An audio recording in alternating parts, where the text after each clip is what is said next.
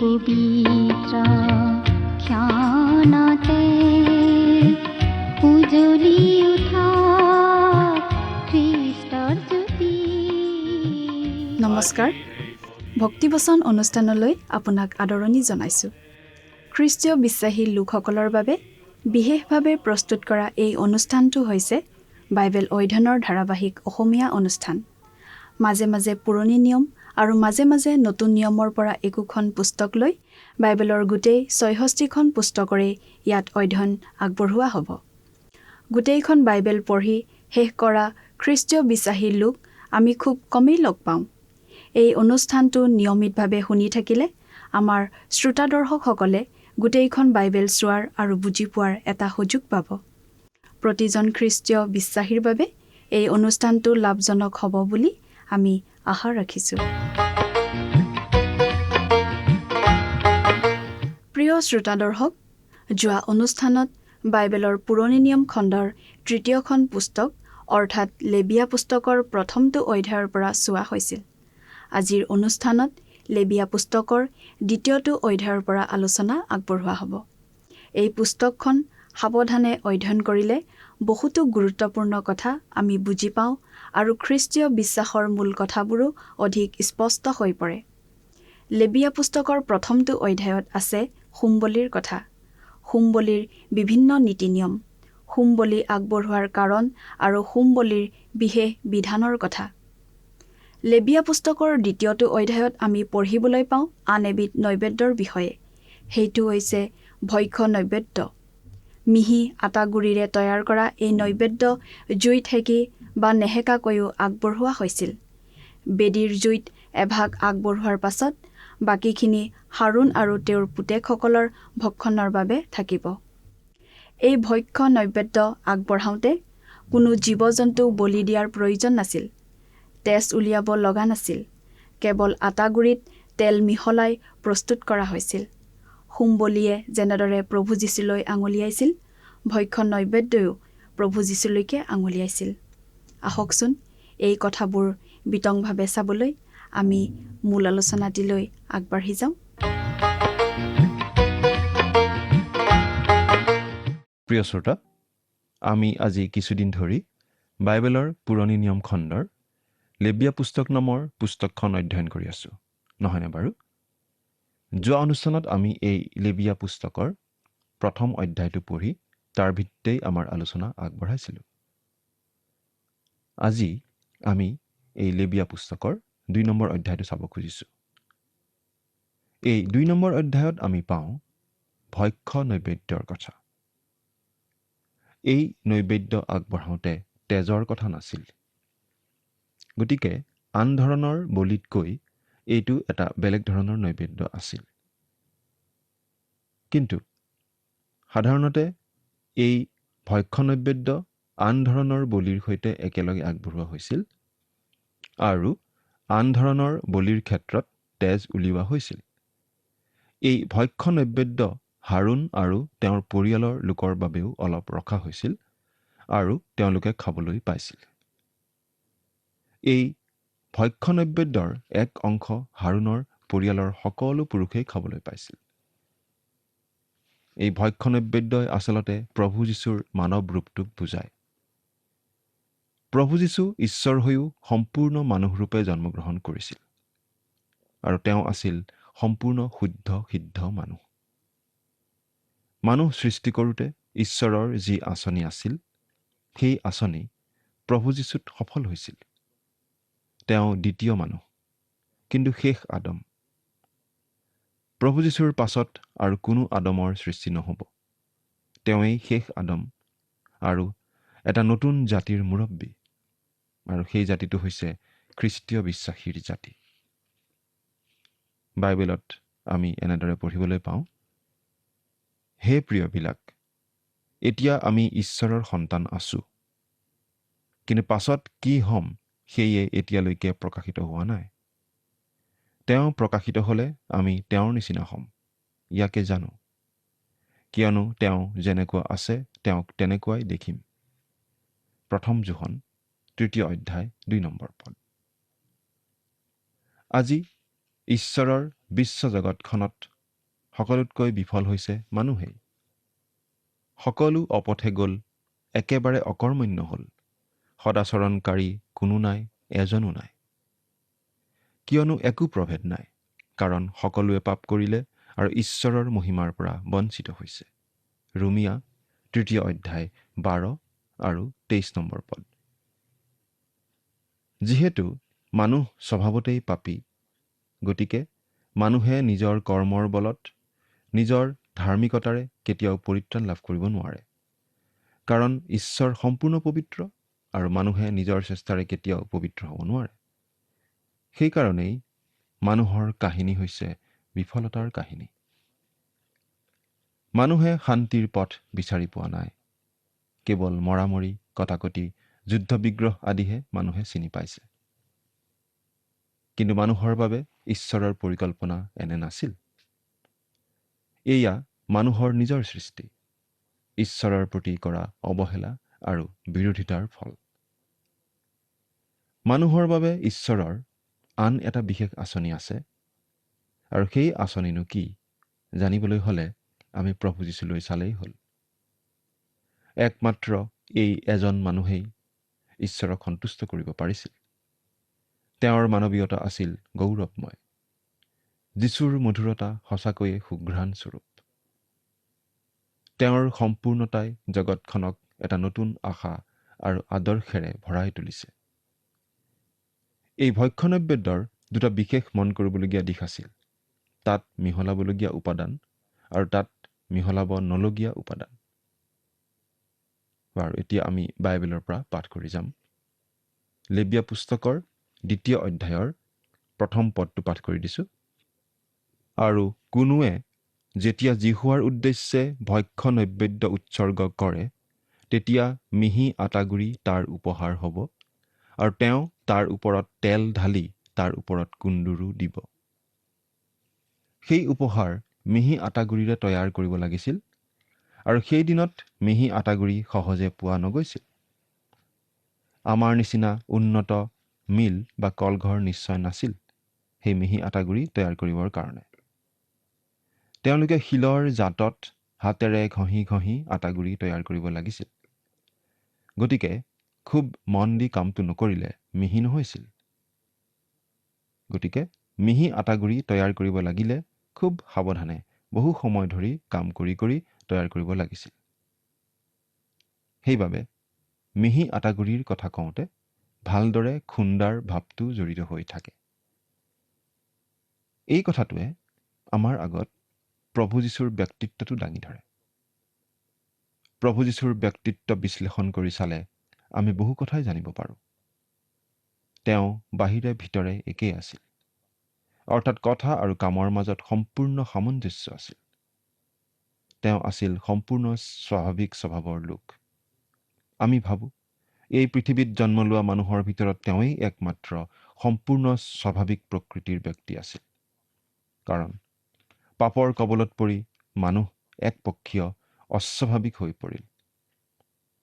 মানুহৰ ব্যক্তিত্বৰ এটা দিশ বৃদ্ধি নাপায় আৰু আনটো দিশ বেছিকৈ বৃদ্ধি পায়, আৰু সেইবাবেই মানুহ হৈ পৰে ভাৰসাম্যহীন। এজন মানুহে এটা হাঁহি উঠা ঘটনা কৈছিল।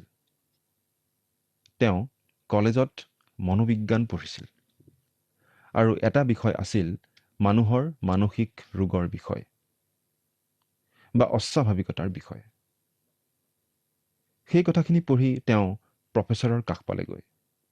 তেওঁ ক'লে, ছাৰ, মই ইয়াত যিটো মানসিক বিকৃতিৰ কথা পঢ়োঁ, সেইটো বিকৃতিয়ে মোৰ থকা যেন লাগে। সেই কথা শুনি প্ৰফেচাৰজনে হাঁহি হাঁহি ক'লে, তুমিনো কেতিয়া আহিবা বুলি আমি বাট চাই আছিলোঁ। কাৰণ তোমাৰ শ্ৰেণীৰ সকলো ছাত্ৰ ছাত্ৰীয়ে সেই একে কথাকে ক'বলৈ ইতিমধ্যে মোৰ ওচৰলৈ আহিছে। সকলোৰে সেই সমস্যাটো আছে, মোৰো আছে। আচলতে সকলোৰে এই সমস্যা আছে। অলপতে এজন বিখ্যাত মনোবৈজ্ঞানিকে মন্তব্য কৰিছিল যে সকলো মানুহেই অলপ অলপ পাগল বা কম বেছি পৰিমাণে অস্বাভাৱিক। প্ৰিয় শ্ৰোতা, একমাত্ৰ প্ৰভু যীশুখ্ৰীষ্টহে সম্পূৰ্ণৰূপে স্বাভাৱিক লোক। বাইবেলত আমি প্ৰভু যীশুৰ বাহিৰে যিমানবোৰ মানুহৰ বিষয়ে পঢ়োঁ, সেই সকলোৰে জীৱনত আমি খহটা অৱস্থা এটা পাওঁৱেই। চিমচোনে শাৰীৰিক শক্তিৰে বহুত ডাঙৰ কাম কৰিব পাৰিলেও মনেৰে আৰু ইচ্ছা শক্তিৰে দুৰ্বলতাৰ পৰিচয় দিছিল। পৌল আছিল অতি তীক্ষ্ণ বুদ্ধিসম্পন্ন ব্যক্তি, কিন্তু তেওঁ আছিল শাৰীৰিকভাৱে দুৰ্বল। পাচনি পিতৰ আছিল আৱেগিক। যীশুৰ কাৰণে মৰিবলৈ সাজু আছিল বুলি কৈ কিছু সময় পাছতেই যীশুক চিনি নাপাওঁ বুলি মিছা মাতিছিল। এনেদৰে আমি বহুতো উদাহৰণ দিব পাৰোঁ। কিন্তু প্ৰভু যীশু আছিল সম্পূৰ্ণ স্বাভাৱিক, সকলো পিনে ভাৰসাম্য থকা লোক। তেওঁৰ ব্যক্তিত্বৰ সকলো দিশতেই আমি সমানে গাম্ভীৰ্যতা দেখুৱাব। তেওঁৰ ব্যক্তিত্বৰ সকলো দিশতেই তেওঁ সমানে গাম্ভীৰ্যতা দেখুৱাইছিল। তেওঁ খঙেৰে জেৰুচালেমৰ মন্দিৰৰ পৰা ধন সলোৱা লোকবোৰক খেদি পঠিয়াব পাৰিছিল আৰু অতি মৰমেৰে সৰু সৰু ল'ৰা ছোৱালীক আঁকোৱালি ল'বও পাৰিছিল। যেতিয়া তেওঁ 12 বছৰীয়া আছিল, তেতিয়াই তেওঁৰ জ্ঞান দেখি পণ্ডিতবোৰ আচৰিত হৈছিল। যেতিয়া তেওঁ শিক্ষা দিছিল, মানুহবোৰ আচৰিত হৈছিল। কিন্তু তেওঁ জ্ঞানেৰে মানুহক আকৰ্ষণ কৰিবলৈ অহা নাছিল, আহিছিল পিতৃ ঈশ্বৰৰ ইচ্ছা পালন কৰিবলৈহে। লাজাৰৰ মৃত্যুত নাইবা জেৰুচালেমৰ অৱস্থালৈ চাই প্ৰভু যীশুৱে ক্ৰন্দন কৰিব পাৰিছিল। কিন্তু একে সময়তে তেওঁ লাজাৰক পুনৰ জীয়াবও পাৰিছিল আৰু জেৰুচালেমৰ ওপৰত অভিশাপ দিবও পাৰিছিল। তেওঁ আৱেগৰ বশৱৰ্তী হৈ কাম নকৰিছিল। তেওঁ আকুৰগোজ নাছিল, অহংকাৰী নাছিল, কিন্তু তেওঁ ক্ৰুচত মৃত্যুবৰণ কৰিবলৈ আগবাঢ়ি যোৱাৰ পৰা একোৱেই তেওঁক বাধা দিব পৰাও নাছিল। সকলো সময়তে তেওঁ ক'ব পাৰিছিল, মোৰ ইচ্ছাৰ দৰে নহয়, কিন্তু তোমাৰ ইচ্ছাৰ দৰেই হওক। তেওঁ এনেদৰে কৈছিল, কিয়নো মই মোৰ নিজৰ বাঞ্ছা পূৰ কৰিবলৈ নহয়, মোক পঠোৱাজনৰহে বাঞ্ছা পূৰ কৰিবলৈ স্বৰ্গৰ পৰা নামি আহিছোঁ।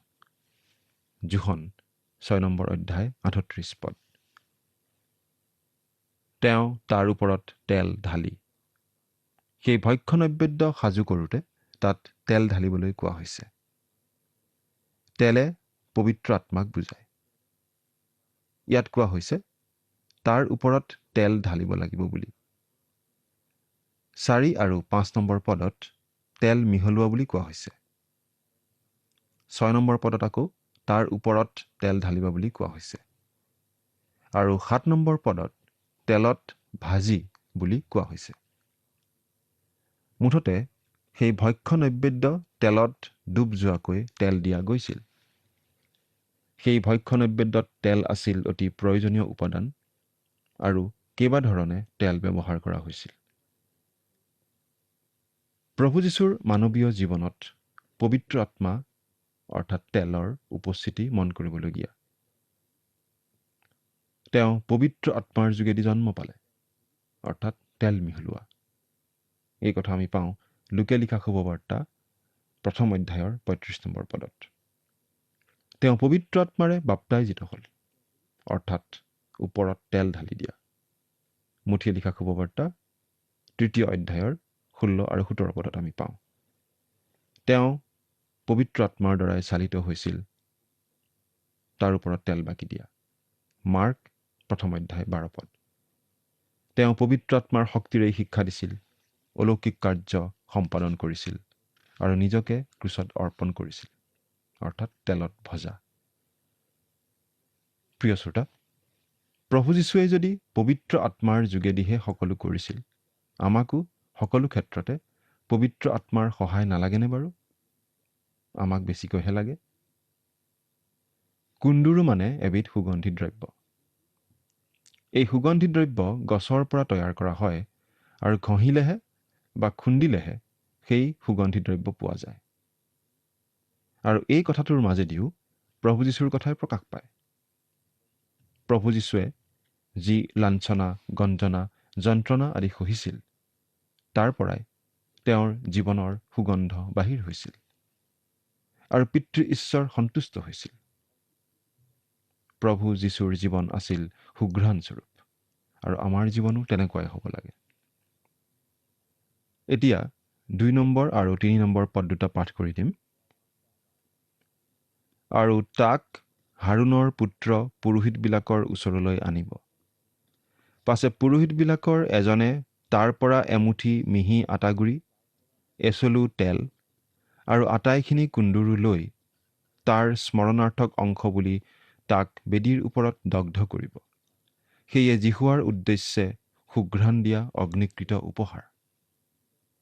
সেই ভক্ষ্য নৈবেদ্যৰ বাকীখিনি হাৰুণৰ আৰু তেওঁৰ পুত্ৰবিলাকৰ নিমিত্তে হ'ব। যীশুৱাৰ অগ্নিকৃত উপহাৰবোৰৰ মাজত সেয়ে অতি পবিত্ৰ। সেই নৈবেদ্যৰ এভাগ হাৰুণ আৰু তেওঁৰ পুত্ৰবিলাকে খাবলৈ পাইছিল। ইয়াত বিশেষকৈ জুইত পুৰি দিয়া কাৰ্যটোৱে গুৰুত্ব পাইছে। এতিয়া আমি 4 নম্বৰ পদৰ পৰা 10 নম্বৰ পদলৈকে পাঠ কৰিম। আৰু যেতিয়া তুমি তন্দুৰত তাও দিয়া ভক্ষ্য নৈবেদ্য উপহাৰস্বৰূপে উৎসৰ্গ কৰিবা, তেতিয়া তেল মিহলোৱা মিহি আটাগুৰিৰে কৰা খমিৰ নিদিয়া বিন্ধা থকা কেইটামান পিঠা বা তেল ঢলা খমিৰ নিদিয়া কেইটামান পাতল চাকলীয়া পিঠা দিব লাগিব। আৰু যদি টাৱাত তাও দিয়া ভক্ষ্য নৈবেদ্য তোমাৰ উপহাৰ হয়, তেন্তে খমিৰ নিদিয়া তেল মিহলোৱা মিহি আটাগুৰিৰে কৰা পিঠা হ'ব। তুমি তাক দুখৰ দুখৰ কৰি তাৰ ওপৰত তেল ঢালিবা, সেয়ে ভক্ষ্য নৈবেদ্য। আৰু যদি কেৰাহীত ভজা ভক্ষ্য নৈবেদ্য তোমাৰ উপহাৰ হয়, তেন্তে তেলত ভাজি মিহি আটাগুৰিৰে কৰিব লাগিব। এইবোৰ নিয়মৰ কোনো নিয়মেৰে যুগুত কৰা ভক্ষ্য নৈবেদ্য তুমি যীশুৱাৰ উদ্দেশ্যে আনিবা আৰু তাক পুৰোহিতক দিয়া হ'ব। তাতে তেওঁ তাক বেদীৰ ওচৰলৈ আনিব আৰু পুৰোহিতে সেই নৈবেদ্যৰ স্মৰণাৰ্থক অংশ লৈ বেদীত দগ্ধ কৰিব। সেয়ে যীশুৱাৰ উদ্দেশ্যে সুঘ্ৰাণ দিয়া অগ্নিকৃত উপহাৰ। আৰু সেই নৈবেদ্যৰ বাকীখিনি হাৰুণৰ আৰু তেওঁৰ পুত্ৰবিলাকৰ হ'ব। যীশুৱাৰ অগ্নিকৃত উপহাৰৰ মাজত সেয়ে অতি পবিত্ৰ। মিহি আটাগুৰি আৰু তেলৰ কথাটো বাৰে বাৰে গুৰুত্ব দি কোৱা হৈছে। জুইৰ কথাটো বাৰে বাৰে উল্লেখ কৰা হৈছে। 9 নম্বৰ পদত বিশেষকৈ কোৱা হৈছে, এই নৈবেদ্য ঈশ্বৰৰ উদ্দেশ্যে সুঘ্ৰাণ স্বৰূপ বুলি। এই নৈবেদ্যৰ আচল অৰ্থটো এইয়ে, প্ৰভু যীশুখ্ৰীষ্টত যে ঈশ্বৰে সন্তুষ্ট হয় সেইটো। প্ৰভু যীশুৰ আচল সৌন্দৰ্য, আচল সুঘ্ৰাণ ওলাই আহে দুখ, কষ্ট, যন্ত্ৰণাৰ মাজেদি। কিন্তু আমি তেনেকুৱা বিষম পৰিস্থিতিত বেয়া ৰূপটোহে প্ৰকাশ কৰোঁ। কিন্তু প্ৰভু যীশুক যিমানেই কষ্ট দিয়া হৈছিল, সিমানেই তেওঁৰ মনোমোহা ৰূপটোহে প্ৰকাশ পাইছিল। হাৰুণ আৰু পুতেকসকলে সেই ভক্ষ্য নৈবেদ্যৰ ভাগ পায়। প্ৰভু যীশুৱে নিজকে পিতৃ ঈশ্বৰৰ উদ্দেশ্যে ভক্ষ্য নৈবেদ্য হিচাপে আগবঢ়ালে। কিন্তু ঈশ্বৰৰ সৈতে তাৰ ভাগ খ্ৰীষ্টীয় বিশ্বাসীসকলেও পায়। প্ৰিয় শ্ৰোতা, আপুনি বাৰু খ্ৰীষ্টত কি দেখা পায়? তেওঁৰ মনোৰম সৌন্দৰ্য, সুঘ্ৰাণ, তেওঁৰ জীৱনৰ মিঠা সুঘ্ৰাণ আপুনি উপভোগ কৰিছেনে বাৰু? এতিয়া আমি যোহনে লিখা শুভবাৰ্তা 6 নম্বৰ অধ্যায়ৰ 53 পৰা 58 পদলৈকে পাঠ কৰি দিব খুজিছোঁ। ইয়াত আমি এনেদৰে পাওঁ, যীশুৱে তেওঁবিলাকক ক'লে, মই তোমালোকক অতি স্বৰূপকৈ কওঁ, মানুহৰ পুত্ৰৰ মাংস নাখালে আৰু তেওঁৰ তেজ পান নকৰিলে তোমালোকৰ নিজত জীৱন নাই। যিজনে মোৰ মাংস খায় আৰু মোৰ তেজ পান কৰে, সেইজনৰ অনন্ত জীৱন আছে, আৰু শেষৰ দিনা মই তেওঁক তুলিম। কিয়নো মোৰ মাংসই স্বৰূপ আহাৰ আৰু মোৰ তেজেই স্বৰূপ পেয়। যিজনে মোৰ মাংস খায় আৰু মোৰ তেজ পান কৰে, সেইজনে মোত নিবাস কৰে, ময়ো তেওঁত নিবাস কৰোঁ। জীৱনময় পিতৃয়ে যেনেকৈ মোক পঠালে আৰু মই পিতৃৰ দ্বাৰাই জীওঁ, তেনেকৈ যিজনে মোক খায় সেইজনো মোৰ দ্বাৰাই জীৱ। স্বৰ্গৰ পৰা নমা আহাৰ এয়েই। পিতৃসকলে যেনেকৈ খায়ো মৰিল, তাৰ নিচিনা নহয়। যিজনে এই আহাৰ খায় সেইজন সদায় জীৱ। আজি যদি আমি জীৱনত কিবা মধুৰতা বিচাৰোঁ, তেনেহ'লে খ্ৰীষ্টক আহাৰ হিচাপে গ্ৰহণ কৰিব লাগিব। অৱশ্যে মাংস মানে সঁচাসঁচি মাংস খোৱাৰ কথা কোৱা নাই। আমি তেওঁক ভক্ষণ কৰোঁ বিশ্বাসেৰে, আৰু তেওঁক আমি আমাৰ জীৱনত গ্ৰহণ কৰোঁ। 11 নম্বৰ পদ পাঠ কৰি দিম। ইয়াত লিখা আছে, তোমালোকে যীশুৱাৰ উদ্দেশ্যে যিকোনো ভক্ষ্য নৈবেদ্য উৎসৰ্গ কৰিবা, তাক খমিৰেৰে যুগুত কৰা হ'ব নালাগে, কিয়নো খমিৰ বা মৌ ইয়াৰ একোকে জিহুৱাৰ উদ্দেশ্যে অগ্নিকৃত উপহাৰ স্বৰূপে তোমালোকে দগ্ধ নকৰিবা। সেই নৈবেদ্যত খমীৰ দিব নালাগিব আৰু মৌ দিব নালাগিব। খমীৰৰ কথা শাস্ত্ৰত বাৰে বাৰে উল্লেখ কৰা আমি পাওঁ আৰু দুষ্টতা মন্দতা আদিক বুজাবলৈ খমীৰৰ উদাহৰণ দিয়া হয়। প্ৰভু যীশুৱে শিষ্যসকলক ফৰিচীবিলাকৰ খমীৰৰ পৰা সাৱধান হ'বলৈ কৈছিল, অৰ্থাৎ ফৰিচীবিলাকৰ মতবাদ ভুল শিক্ষাৰ পৰা সাৱধান হ'বলৈ কৈছিল। ইয়াত ভক্ষ্য নৈবেদ্যত খমীৰ নিদিয়া কথাটোৱে এই কথা বুজাইছে যে খ্ৰীষ্টত কোনো মন্দতা নাই, তেওঁ নিষ্পাপ। মৌৱে স্বাভাৱিক মিঠা সোৱাদ বুজায়, কিন্তু পুৰণা হ'লে টেঙা হৈ যাব পাৰে। বহুতো মানুহে মুখত মিঠা দেখুৱায় কিন্তু পেটত টেঙা। কিন্তু প্ৰভু যীশুৰ জীৱনত আমি বাহিৰে ভিতৰে কেৱল মিঠাহে পাওঁ। 12 নম্বৰ পদ, তোমালোকে প্ৰথম ফলৰ উপহাৰ বুলি তাক জিহুৱাৰ উদ্দেশ্যে উৎসৰ্গ কৰিব পাৰা, কিন্তু সুঘ্ৰাণৰ অৰ্থে বেদীৰ ওপৰত তাক তোলা নাযাব। এই বলি আছিল ঈশ্বৰলৈ সুঘ্ৰাণস্বৰূপ বলি, কিন্তু সুঘ্ৰাণ কোনো খমীৰ নাইবা মৌৰ পৰা আহিব নালাগিব। 13 নম্বৰ পদ, আৰু তুমি নিজ ভক্ষ্য নৈবেদ্যৰ প্ৰত্যেক উপহাৰত লোণ সানিবা।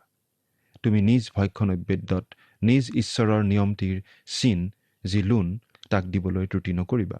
তোমাৰ সকলো উপহাৰ লোণে সৈতে উৎসৰ্গ কৰিবা। সেই ভক্ষ্য নৈবেদ্যত মিহলোৱা শেষ বস্তুটো হৈছে লোণ। লোণ এবিধ সংৰক্ষক আৰু ই খমীৰৰ বিপৰীত। খমীৰে ক্ষয় নিয়ায়, কিন্তু লোণে সংৰক্ষণ কৰে। আজিও কোনো কোনো ঠাইত কিবা চুক্তি কৰিলে সেই চুক্তিৰ চিনস্বৰূপে নিমখ খায়। নিমখে আচলতে নৈবেদ্য আগবঢ়োৱা লোকজন আৰু ঈশ্বৰৰ মাজৰ বিশ্বস্ততাক বুজাইছিল। প্ৰিয় শ্ৰোতা, প্ৰভু যীশুখ্ৰীষ্ট বিশ্বাসী, তেওঁ সত্য, তেওঁ মিছা নকয়, তেওঁ প্ৰতিজ্ঞা ভংগ নকৰে, তেওঁক গ্ৰহণ কৰা লোকক তেওঁ পৰিত্ৰাণ দিবই। সেই প্ৰভু যীশুক আপুনি বাৰু আপোনাৰ পৰিত্ৰাতা বুলি গ্ৰহণ কৰিছেনে? ঈশ্বৰে আপোনাক আশীৰ্বাদ কৰক।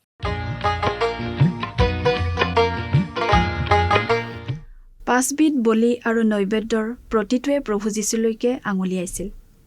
তেওঁ কোন আৰু তেওঁ কি কৰিবলৈ আহিছিল দুয়োটা কথা বুজাইছিল। ভক্ষ্য নৈবেদ্যই বুজাইছিল তেওঁৰ মানৱীয়তা।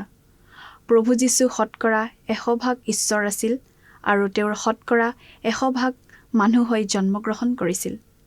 প্ৰভু যীশুৱে মানুহ হিচাপেই ডাঙৰ দীঘল হৈছিল আৰু সম্পূৰ্ণ শুদ্ধ সিদ্ধ মানুহ হিচাপে আমাৰ বাবে আৰ্হি স্থাপন কৰিলে।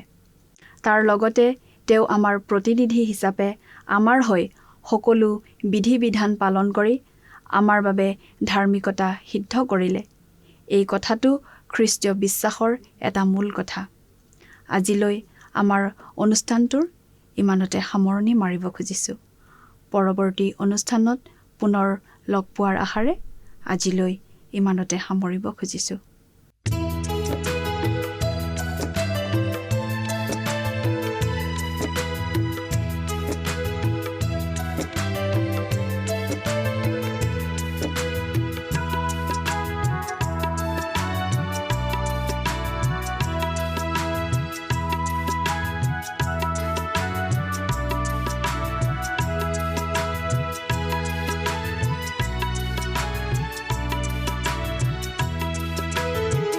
যদি লাগে জীবন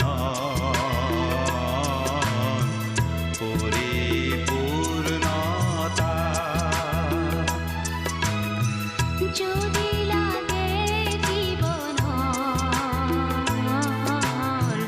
পরিপূর্ণতা, প্রভু যিশুর কাকলে আহা, প্রভু যিশুর কাকলে আহা, প্রভু যিশুর কাকলে আহা, প্রভু যিশুর কাকলে আহা। কেবল তেওতেই ভরসা করি, তুমি ঈশ্বৰ সন্তান হবা, কেবল তেওতেই ভৰসা কৰি, তুমি ঈশ্বৰ সন্তান হবা।